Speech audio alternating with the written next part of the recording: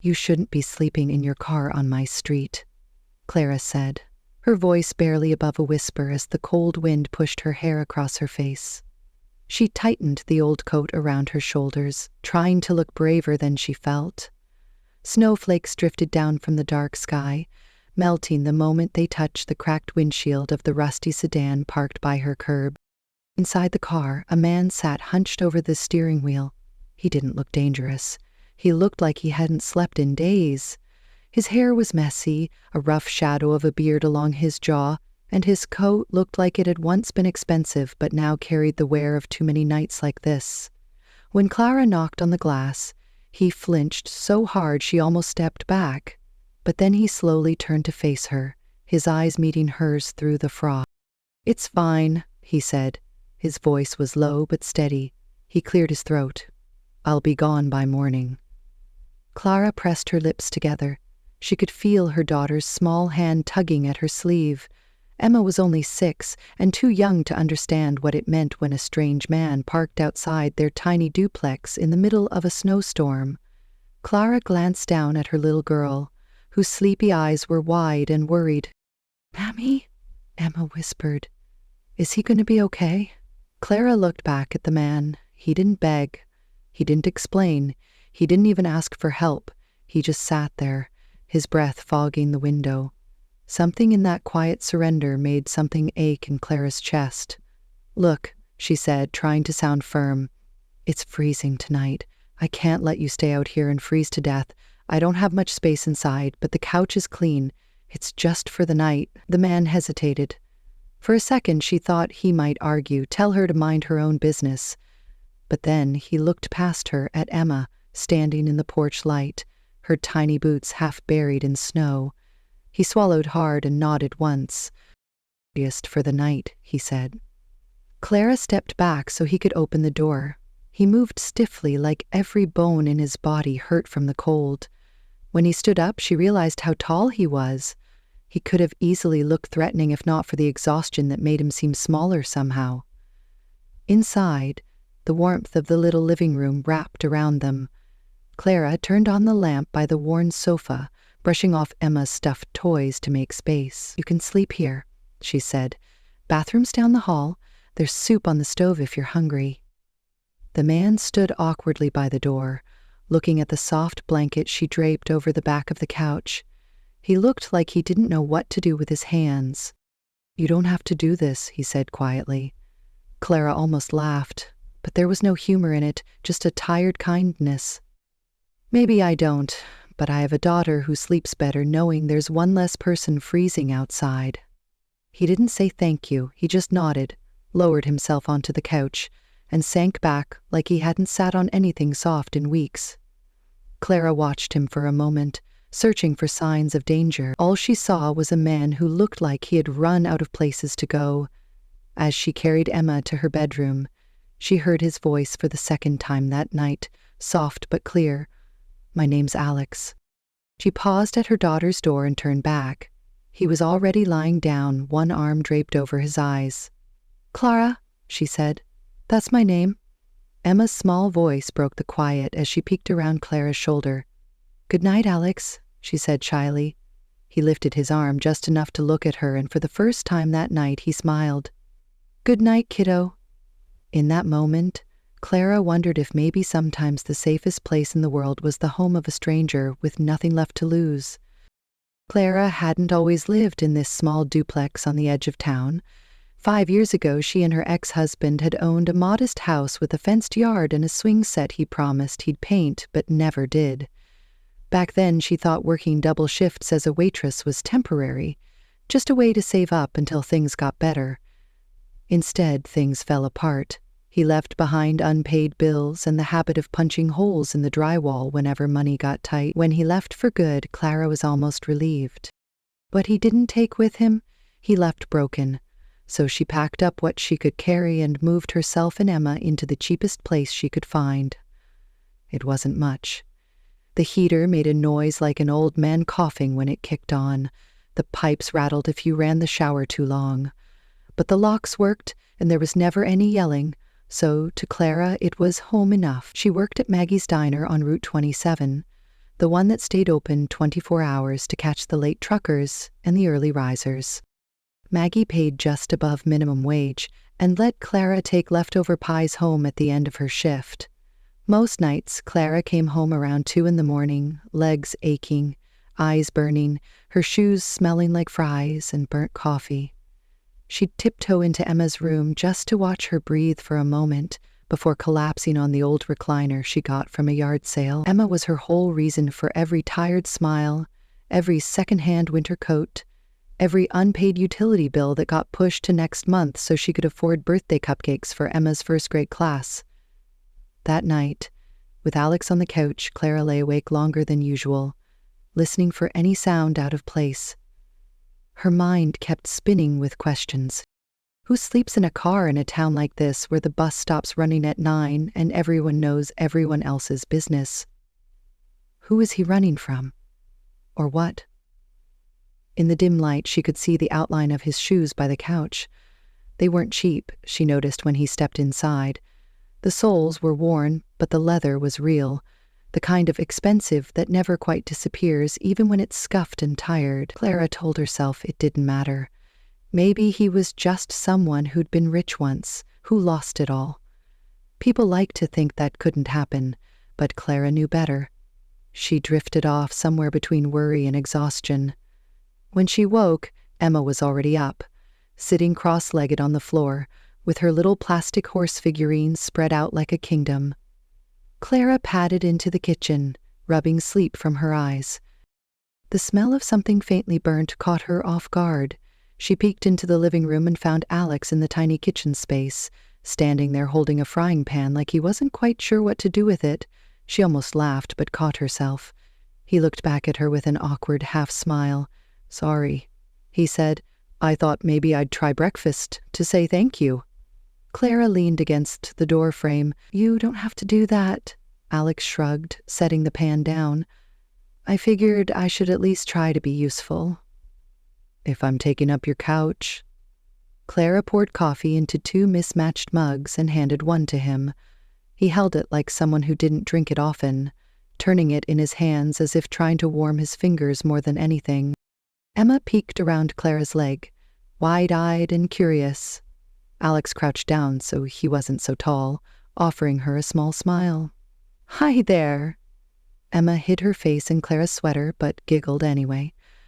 Clara caught the way Alex watched her daughter, not with pity but something softer, something almost careful.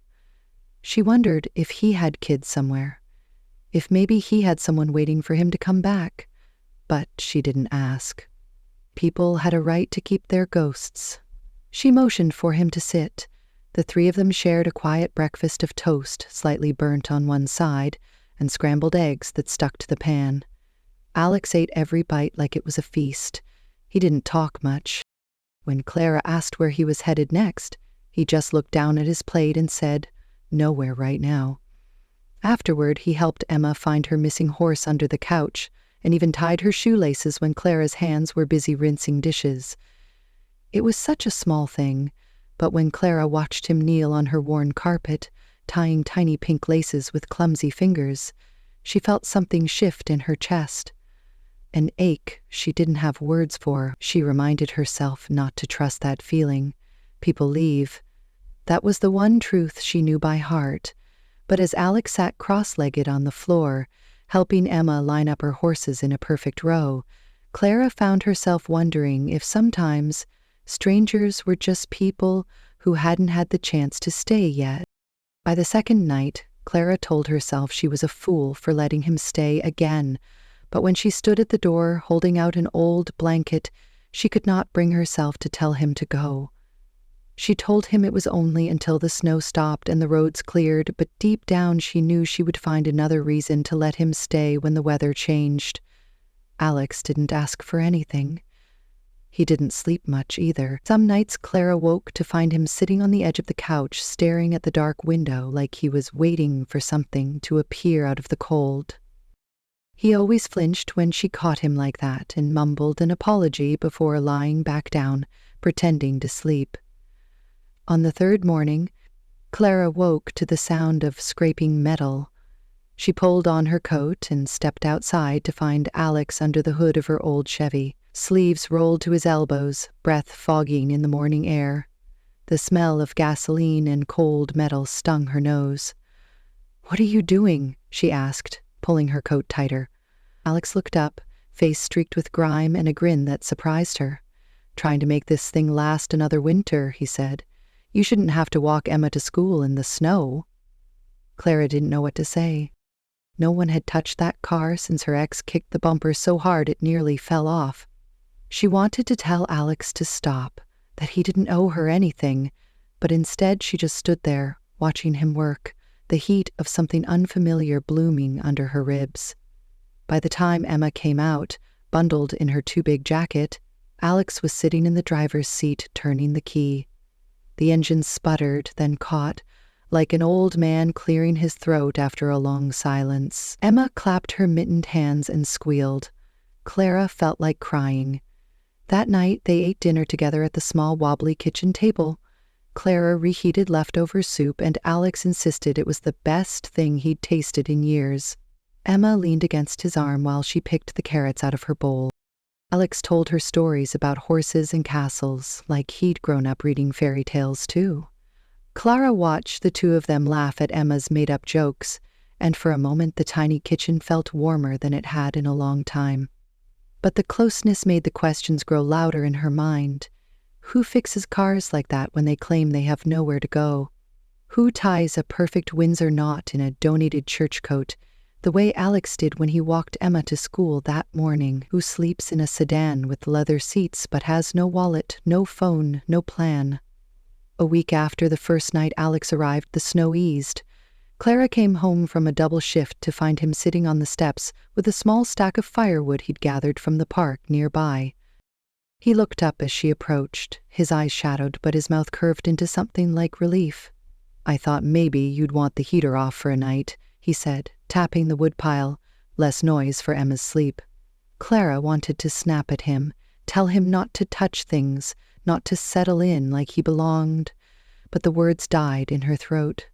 Instead, she stepped closer, took a piece of wood from the pile and brushed the snow off his shoulder with the back of her hand. "You don't have to fix everything," she murmured. Alex looked at her, eyes dark and tired and strangely gentle. "I know," he said, "but maybe I can fix something small for once." They stood like that, breath mingling in the cold night air, until Emma's laughter echoed from inside, pulling them both back into the warmth. Days turned into a routine neither of them spoke aloud. In the morning, Alex walked Emma to the bus stop if Clara's shift ran late. He made coffee, she insisted was too strong, but always drank anyway. He tried to patch a crack in the bathroom wall with duct tape and good intentions. Clara found herself laughing at things she hadn't noticed before. The way Alex cursed softly under his breath when he burned toast. The way he read the back of cereal boxes like they were newspapers. Some nights they stayed up late, Clara sitting on the recliner with her feet tucked under her, Alex leaning against the armrest. They talked about things that didn't matter. Favorite books, bad movies, songs stuck in their heads since childhood. Clara never asked about where he came from. Alex never offered. It was an unspoken deal that neither of them broke. But secrets don't stay buried forever. One evening, Emma was playing with the loose change she found at the bottom of Clara's old purse. She loved stacking coins, pretending they were magic treasure. Clara was folding laundry on the couch when Emma held up a small silver card she'd found, wedged between the couch cushions. "Mommy, what's this?" she asked, waving it in the air. Clara took it, expecting a library card or an old gift certificate, but her breath caught when she read the name engraved in perfect block letters, Alexander Morgan Sinclair. Clara's heart thudded in her ears. The Sinclair name wasn't just familiar, it was the Sinclair name. Everyone in the state knew the Morgan Sinclair Group. Hotels, resorts, towers with their logo stamped in gold. She looked at Alex, who stood frozen by the sink, a dish towel clenched in his hand. Her mind flashed to the leather shoes, the watch she'd glimpsed when he reached for the sugar jar, the careful way he spoke when asked about work. "Alex," she said slowly. "What is this?" He didn't answer, just set the dish towel down and looked at her with that same exhausted surrender she'd seen the first night. Clara felt her throat tighten. "Who are you?" Alex opened his mouth, but no words came out.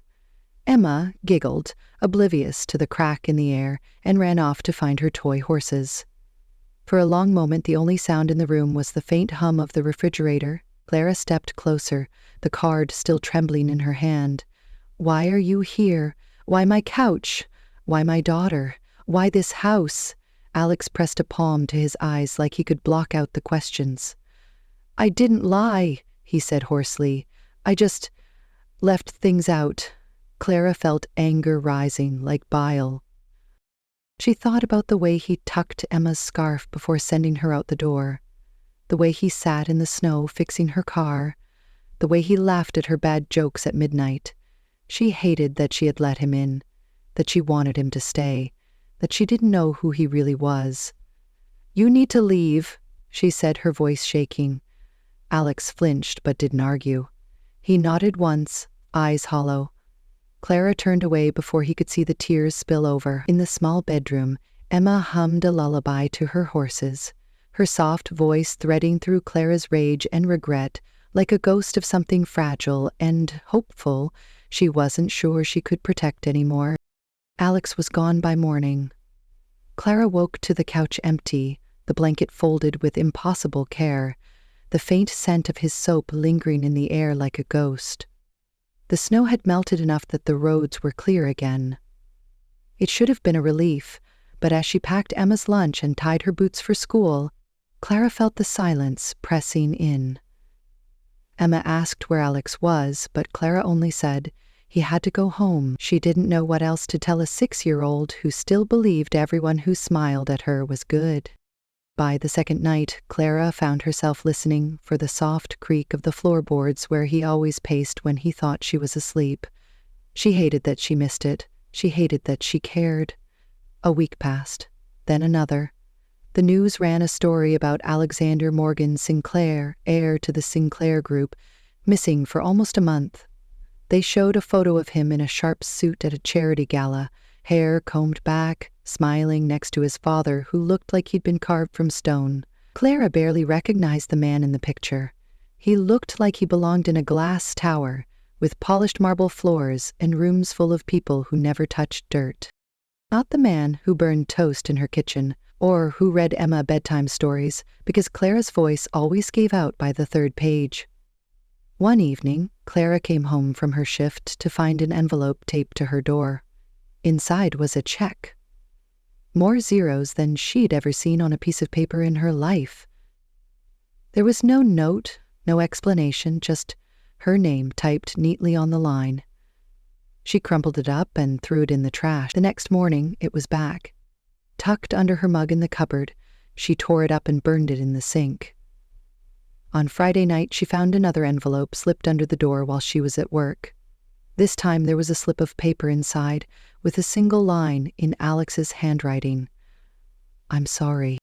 She sat at the kitchen table, staring at it for so long Emma came and curled up in her lap, her small fingers tracing the ink like it was a secret map. "Mommy, when is Alex coming home?" Emma asked, her voice muffled in Clara's shirt. "He's not," Clara whispered. She wished it sounded more certain than it did. Saturday morning, Clara woke to a pounding on her door.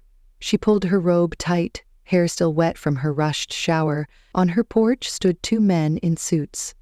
One of them wore sunglasses, even though the sun hadn't come up all the way yet.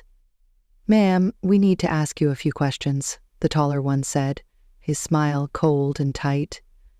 Clara felt Emma's tiny hand slip into hers. She stepped forward, blocking the door with her body. "About what?" she asked. "About Alexander Sinclair." The man's mouth twitched. "His father would like to speak with you." Clara's stomach turned. She thought about slamming the door, but one look at Emma's wide eyes stopped her. "Give me 5 minutes." She packed Emma into her coat and boots, then stepped out onto the porch, pulling the door shut behind her. The taller man handed her a card embossed with the Sinclair crest. A black car idled at the curb, its windows tinted so dark she couldn't see inside. She wanted to run, but there was nowhere to go. They drove her to a hotel downtown, the kind with gold revolving doors and doormen in crisp uniforms who didn't look her in the eye. She sat in a lobby that smelled like money and fresh-cut flowers until a man in a perfectly tailored suit appeared. Winston Sinclair. She recognized him from the news clips. He looked at her like she was a piece of furniture he hadn't ordered. "Mrs. Brooks," he said, though she'd never told him her name. "I assume you know who I am." Clara straightened her spine. "I do." He sat across from her, crossing one leg over the other like this was a meeting about stock options and not the son who'd slept on her couch for weeks. "My son has a tendency to drift when he's overwhelmed. He's sensitive, soft-hearted." Clara bit back a laugh. "That's what you call it?" He ignored her. "I appreciate that you took him in. I don't care why you did it. I just need to know where he is now." Clara clenched her hands in her lap. "I don't know," she said. "And if I did, I wouldn't tell you." Winston's eyes narrowed. "I'm offering you a chance to do the right thing. Take the money. Forget this ever happened." Clara felt her anger rise like heat under her skin. "He left a check. I burned it." Winston's mouth curved into something that wasn't quite a smile. "Then you're more foolish than I expected." He leaned forward, voice dropping low. "People like us don't disappear. People like you don't keep secrets from people like me." Clara stared at him, her heart hammering. "I didn't ask him to stay," she said. "I just didn't want him to freeze to death in front of my daughter." Winston Sinclair stood abruptly, like she'd offended him, by reminding him that his son could bleed like the rest of them. He turned away without another word. An assistant appeared at Clara's side, gesturing her back to the black car. The ride home was silent except for the sound of Emma humming in the back seat, oblivious to the storm swirling around her mother's thoughts. That night, Clara double-locked the door and pulled Emma into her bed. She lay awake, staring at the ceiling, wondering if the next knock would come with a badge, or worse. A part of her wanted to hate Alex for dragging his world into hers, but another part of her, the part that remembered the sound of his laugh in the morning when Emma told him her dreams, wanted to know if he was cold somewhere again, if he was alone. A week later, Clara came home to find her front door ajar. Panic surged up her spine. She pushed inside, ready to run for Emma's room, but stopped short. Alex sat at the kitchen table, head bowed, hands clasped like he was praying. He looked up when he heard her, eyes bloodshot, hair a mess, suit jacket thrown over the back of her chair like it belonged there. Clara wanted to scream at him. She wanted to hit him. Instead, she just stood there, frozen. "Where have you been?" she asked finally, her voice cracking. Alex stood slowly. "Nowhere good," he said.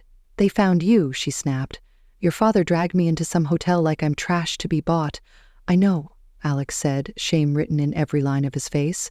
"I'm sorry, I shouldn't have come back, but I had to see you." Clara shook her head. "Why? To leave another check? To lie some more?" Alex stepped forward but stopped when he saw her flinch. "I didn't lie," he said quietly. I wanted to know what it felt like to be nobody. I thought I could handle it. I was wrong." Clara's laugh came out bitter and raw. "You could have slept in any hotel, anywhere in the city, and you picked my couch. Why?" Alex's eyes met hers. "Because it was warm," he said simply. "Because it felt real." Clara felt her knees buckle. She caught herself on the counter. Emma's door creaked open and the little girl peeked out, hair messy from sleep. Alex dropped to one knee, arms open. "Hey, sunshine," he whispered. Emma squealed and ran to him, wrapping her arms around his neck. Clara watched them, her heart splitting down the middle. She knew then that the truth was bigger than both of them. She knew she couldn't protect Emma from it forever, and she knew that no matter how much she wanted to slam the door shut, she couldn't bring herself to do it. For 2 days, Alex stayed in the house like a ghost who didn't want to disturb the living. He slept on the couch again, even though Clara left the bedroom door cracked in silent invitation he never crossed. He rose before dawn to fix the loose hinges on the front door. He made Emma cereal in the morning and taught her how to tie her shoes tighter so she wouldn't trip on the playground. He didn't talk much, but his presence was everywhere.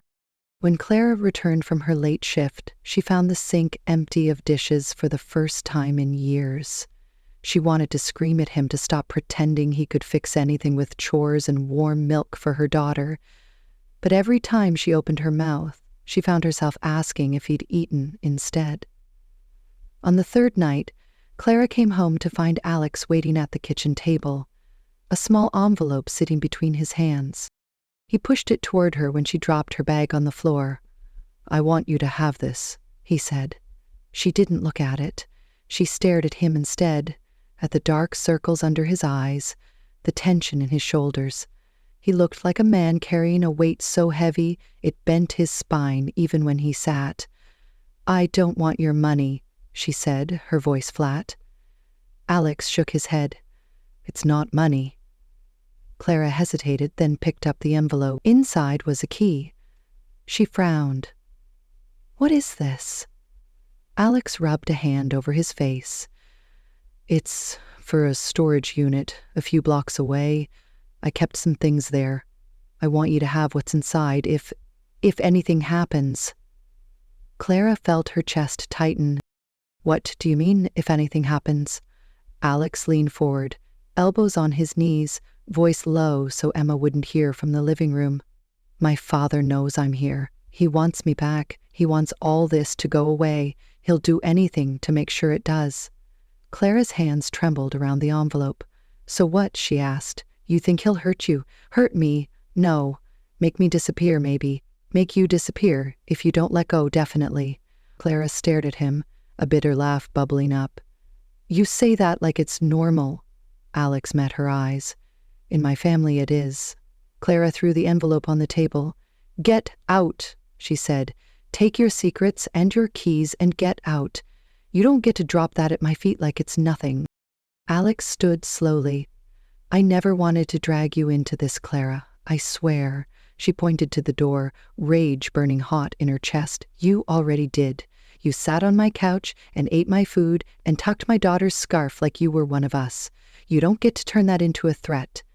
Alex stepped closer, but she stepped back. "Don't," she snapped. "Don't touch me." He froze. For a long moment they stood there, breathing the same stale air of a house too small for secrets this big.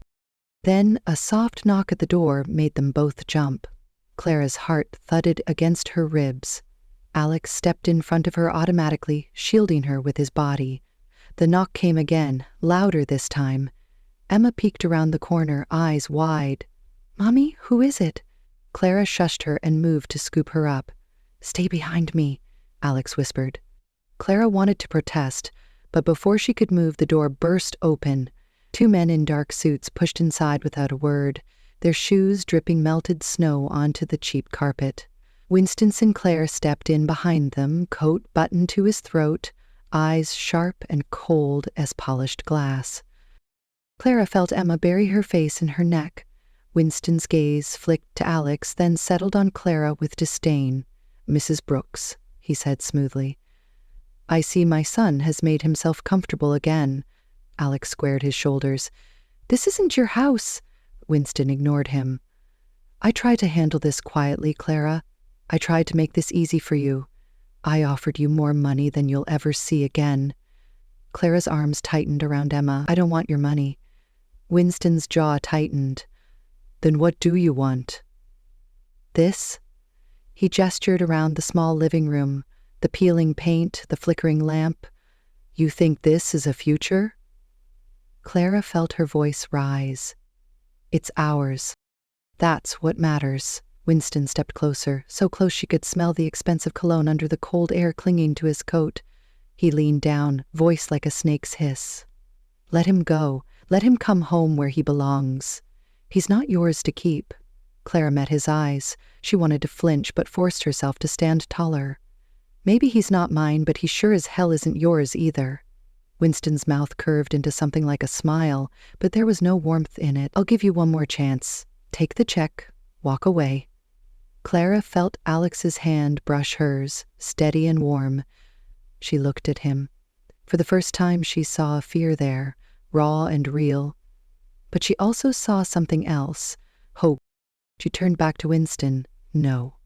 Winston's smile vanished. His eyes flicked to his men. Take him. The men stepped forward. Clara tried to back away, but one of them grabbed Alex by the arm, wrenching him toward the door. Emma started to cry. Clara reached for Alex, but the other man shoved her back, hard enough she stumbled into the wall. Don't touch her! Alex roared, struggling against their grip. One of the men pressed a gun against his ribs, hidden behind his coat. Clara's heart stopped. She couldn't breathe. She pushed herself between them, her voice breaking. Please, don't do this. Winston watched her coldly. I warned you. The front door swung wider, and suddenly another figure stood in the doorway. It was Mrs. Ramirez, the old woman from next door who sometimes watched Emma when Clara's shifts ran late. She stood there in her nightgown and slippers, holding her phone up, recording every second. Get out, she said, her voice shaking but loud enough to carry. I call the police. They're on their way. The two men hesitated. Winston's eyes blazed with fury, but he raised a hand. Enough. Let him go. The men released Alex so suddenly he nearly fell. Clara caught his arm before he could hit the floor. Winston stepped back onto the porch, his breath fogging in the night air. This isn't over, he said. He looked at Alex, his voice a blade. You're still a Sinclair. Don't forget that. Then he turned and disappeared into the cold, with his shadows trailing behind him. Clara sank to the floor, Emma clinging to her neck, Alex kneeling beside them. For a moment, none of them spoke. The only sound was Emma's soft sobs and Mrs. Ramirez murmuring prayers in Spanish under her breath. Alex touched Clara's cheek, his hand trembling. I'm so sorry. Clara pressed her forehead to his, her tears soaking into his collar. Don't leave again, she whispered. Please. I won't, he breathed. I swear. Outside, sirens wailed in the distance, growing closer, but in that moment, Clara knew the worst was behind them. Whatever came next, they would face it together, one small promise at a time. The next few days passed like living in a fog that wouldn't lift. The police came, took statements, took photos of the scuffed carpet and the broken door frame, nodded at Clara like they almost believed her, but not quite. Winston Sinclair's name carried too much weight to put in any report. No charges were filed.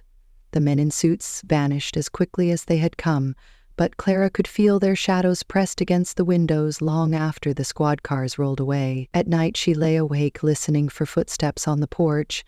Sometimes she heard them, even when they weren't there. Alex stayed.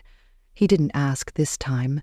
He just stayed, sleeping on the couch, though she'd told him more than once to take the bed. She'd wake up in the middle of the night to find him pacing again, staring out the window like he was waiting for the world to kick down the door again. Sometimes she would sit with him on the edge of the couch, their knees touching in the dark, words unspoken between them because neither of them knew how to make this simple. One night, after Emma had fallen asleep curled in her nest of blankets, Alex sat cross-legged on the living room floor with Clara across from him. Between them sat a battered shoebox filled with old photographs Clara almost never looked at anymore. She picked up one, the corners soft and bent. It was Emma as a baby.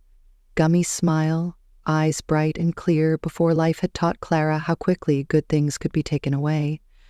Alex turned the photo over in his hand, tracing the edges with a careful thumb.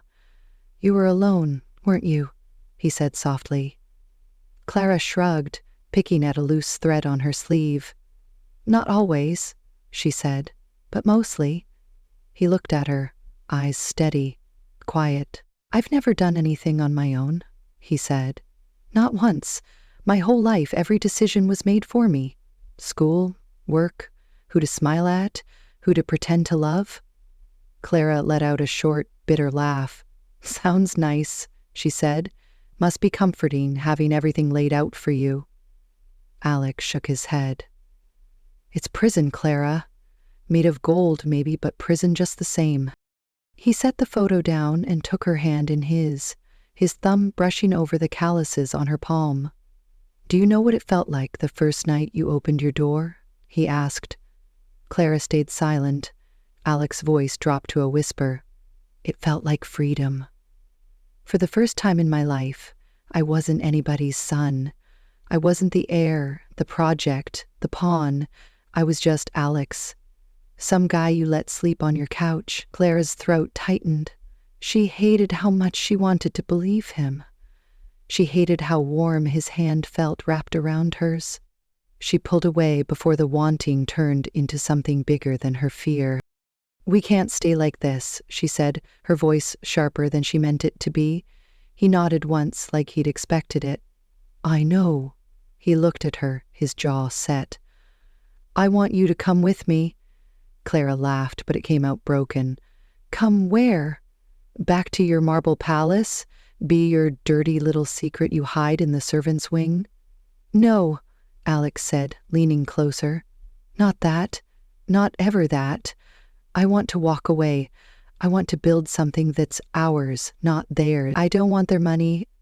I don't want their name. I just want you. And Emma, if you'll have me." Clara stared at him. For a moment she saw it, the picture he painted, so bright it hurt to look at. A place where her daughter could grow up without jumping at every knock on the door. A place where she didn't have to count pennies before buying bread. A place where maybe, just maybe, someone else carried the weight with her. She felt her lips tremble. "And how do you plan to do that?" she asked. "The world doesn't just let people like you disappear." Alex gave a small, crooked smile. "Then we don't disappear," he said. "We start over, here or somewhere else." He pulled something from his pocket and placed it between them. It was the same key he'd given her before, the storage unit she'd refused to open. "It's not money," he said. "It's mine. Old tools, a classic truck I rebuilt before they took everything else from me, some cash I hid before they froze my accounts. It's enough to start something small. I can fix cars, Clara. I'm good at it. I can fix anything if you let me." Clara felt tears sting her eyes. "You can't fix me," she whispered. Alex reached for her hand again, holding it firm this time. "I don't want to fix you, Clara. I just want to stand beside you while you fix yourself. I just want to stand beside you, period." The next morning, Clara found him in the driveway tuning up her Chevy again. He had Emma beside him, handing him tools with her tiny hands, like a proud apprentice. Clara stood at the window and watched them. She watched Emma's laughter float up like warm breath in the cold air. She watched Alex's shoulders relax every time Emma giggled. She thought about all the things she had been taught to believe about men like him, that they would never stay, that they would never fight for something they could just buy, that people like her were nothing but a lesson for men like him to forget once they went back to their glass towers. When Alex came inside hours later, hands black with oil and grease under his nails, Clara stopped him in the hallway. She pressed her palm to his cheek, feeling the warmth there, the steady heartbeat under her fingertips. "Say it again," she whispered. Alex blinked, confused. "Say what?" "That you're not going back," she said, her voice breaking. "That this is real." Alex pressed his forehead to hers. "I'm not going back. This is real." Clara kissed him before she could talk herself out of it. It tasted like cold wind and hot tears, and all the things she had buried so deep she'd forgotten how much they hurt. He kissed her back like he'd been drowning for years and only just now remembered how to breathe. Emma's small voice from the living room broke them apart. "Mommy, did you fix the car?" Clara laughed against Alex's chest, her breath warm where his shirt clung to his skin. "Not yet, baby," she called out, "but we're working on it." That night they sat together on the floor of the living room, the shoebox of old photos pushed aside. They made new plans instead. Alex talked about renting a small garage on the edge of town, fixing cars for truckers and old ladies with rusted pickups. Clara talked about maybe picking up extra shifts at the diner until they could save enough to buy better tools. Emma curled up in Alex's lap halfway through the conversation and fell asleep there, her soft breaths puffing against his chest. Clara watched him stroke her daughter's hair and realized the twist wasn't that he was a billionaire's son pretending to be poor. The twist was that he was a man willing to give up everything he'd ever been taught to want for something as small and real as his tiny living room, this broken little family, this chance to start again. She reached for his hand and squeezed it. The words they didn't say filling the silence between them like a promise they would spend the rest of their days trying to keep. 2 months later, the last patch of snow melted off the cracked sidewalk in front of the small garage Alex rented with what he'd stashed away in that hidden storage unit. The sign above the door was nothing fancy, hand-painted letters that read Sinclair's Garage, but the letters S and G were crooked because Clara and Emma helped paint them on a windy afternoon that smelled like hope. The place was old but solid, just like their truck. Alex spent his mornings under the hood of old cars, oil staining his hands, sweat on his neck, and Clara knew he had never looked more alive. She came by during her lunch breaks from the diner, dropping off sandwiches wrapped in wax paper, while Emma chased the neighbor's dog through the lot. Inside the garage office, Clara kept a small coffee pot and a battered radio that always played old songs from the corner shelf. Sometimes she sat behind the cracked counter balancing receipts she barely understood, while Alex showed Emma how to hold a wrench properly. He called her his assistant and paid her in chocolate bars and spare change she saved in an old cookie tin labeled new paint for Mom's truck. Some nights were still hard. The heater still rattled in the duplex when the wind picked up. Sometimes Clara woke up thinking she heard footsteps on the porch and her chest went tight until she felt Alex's arm draped heavy and warm around her waist. Some habits took longer to fade. Some ghosts refused to stay buried. But every morning, Clara woke to the smell of coffee she didn't have to brew herself and a pair of hands that never let go. One Saturday morning, they took the day off. Alex loaded Emma into the truck, and they drove to the diner just to sit at the counter where Clara worked and tease her about burnt toast that never really burned anymore. Clara watched them through the pass window, Alex and Emma laughing over spilled syrup, the weight that used to live behind her ribs, lighter than it had been in years. She poured them coffee and watched her daughter press her sticky hands to Alex's cheeks as if he'd always been there.